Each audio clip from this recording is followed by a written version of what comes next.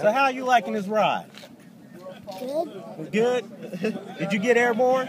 Huh? You get airborne? Did you fly in the air a little bit? No. It felt like it, didn't Oh, it? yeah, it felt like it to me. Yeah. My foot fell off the bike. How old are you? 6. 6, and he's out here on the track ride. I'll tell you what, people up here dying and stuff. I mean, no, ain't nobody dying. Ain't nobody dying. Yeah, I'm working on it right now. What happened, Tag? Go and tell the story, This man. Tic Tac VP 317 Riders. This is another day in the life of 317 Riders. We out here on the track ride, first ride of the spring. My girl JT, my man Hotwire went into that 15-mile-an-hour turn that we tell everybody about. Either you're going to go down the end of the drop gravel all the time. Luckily, they all right, the bike all right. We're going to keep it popping because that's how we do. But you're going to have shit like this. We keep telling you, you're going to have breakdowns, you're going to have little accidents and shit. You see we prepared. We got nurses in the club. Little blockhead boy up there doing calisthenics. Look at it. Right. Yeah.